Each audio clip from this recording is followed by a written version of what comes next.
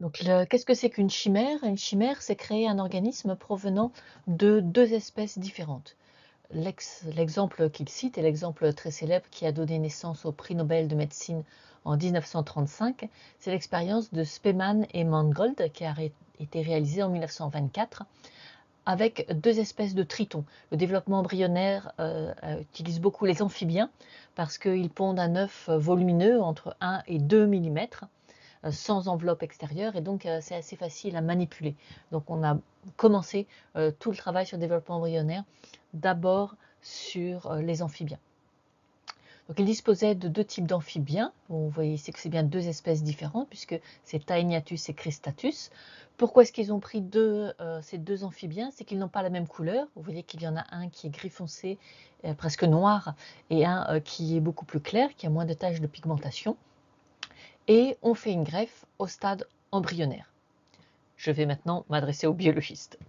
Donc on a pris le stade blastula, ce qui fait qu'on a ici une petite encoche qu'on appelle le blastopore et on va greffer la partie qui est en position dorsale par rapport à ce blastopore et donc c'est ce qu'on appelle la lèvre dorsale du blastopore. On a pris la lèvre du blastopore de l'embryon le plus clair et on l'a mis sur l'embryon le plus foncé et ensuite on laisse le développement embryonnaire se poursuivre. Il n'y a pas de système immunitaire à ce stade, donc il n'y a pas de problème de rejet de greffe. Ce que l'on observe, c'est ici dans cette reconstitution tardive de cette expérience qui a été refaite récemment, où on voit effectivement que l'essentiel de l'embryon, enfin ici à ce stade c'est une jeune larve, est très foncé, donc qui provient de Taeniatus. On a une deuxième partie plus claire, donc qui provient de Cristatus, et vous observez qu'il y a deux têtes, mais il y a aussi deux tubes nerveux qui ont donné là deux axes différents pour ces deux embryons et ils sont soudés ici par le centre. Et quand on fait une coupe, selon cette direction que l'on retrouve ici sur la partie B, on va retrouver l'organisation normale de ce tétard de triton avec un tube neural, donc qui va donner le système nerveux, au-dessus d'une corde qui va donner ensuite les vertèbres, sur le côté du mésoderme qui va donner en partie les vertèbres, et puis il va donner les muscles et tout un tas d'autres choses, et puis ici toutes les réserves qui vont permettre de finir le développement, parce que ici ça va finir par donner un tube digestif. Donc tout ça est parfaitement normal, si ce n'est que on retrouve la même chose doublée sur cette partie, on retrouve un deuxième tube nerveux, on retrouve aussi le mésoderme sur les côtés, on retrouve aussi une corde et on trouve même un deuxième tube digestif. Et donc on a des animaux en double qui sont siamois, qui sont fusionnés dans leur partie postérieure. Donc c'est ça qu'on appelle une chimère, on fait un seul organisme à partir de deux. Donc ça ne marche qu'avec cette partie, cette lèvre dorsale du blastopore au stade blastula.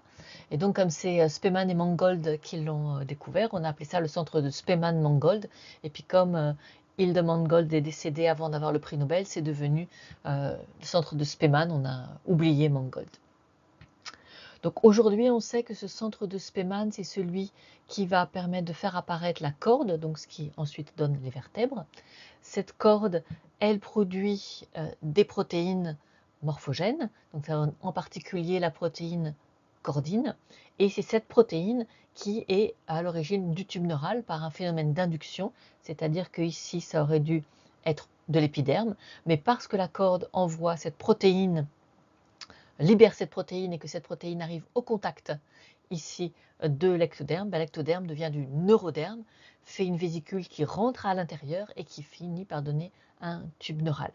Et puis en plus, cette corde libère d'autres protéines, en particulier celle que vous connaissez bien, les biologistes, Sonic Hedgehog, qui va transformer une partie de ce mésoderme en sclérotome, ce sclérotome étant la partie osseuse des vertèbres.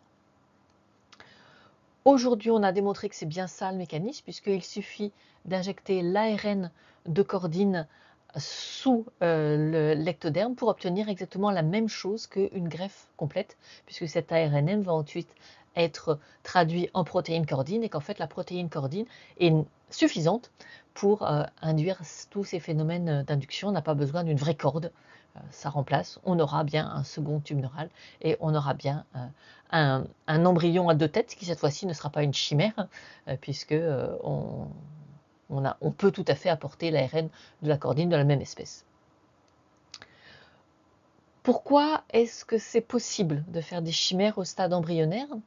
Alors c'est possible parce que tout l'ectoderme est compétent, c'est-à-dire que tout l'ectoderme peut répondre à cette protéine chordine, y compris si cette chordine provient d'une autre espèce. Parce qu'en fait, il y a très très peu de variations entre les protéines chordines de différentes espèces et les variations sont sur des endroits de la protéine qui n'ont pas de fonction. Ça, c'est extrêmement classique en développement embryonnaire parce que le développement embryonnaire des vertébrés est extrêmement conservé au cours de l'évolution. Ne faites pas de finalisme à ce propos. Pourquoi est-ce que les molécules et les mécanismes du développement embryonnaire sont extrêmement conservés? C'est qu'un développement embryonnaire animal est quelque chose de très complexe. S'il y a une perturbation, une interruption, un problème dans ce développement embryonnaire, eh bien, plus c'est tôt et moins c'est viable. Donc là, on n'est même pas au stade blastula, on est au tout début. Ce stade blastula est un stade très précoce et donc bien sûr, toute perturbation du développement embryonnaire à ce stade n'est pas viable.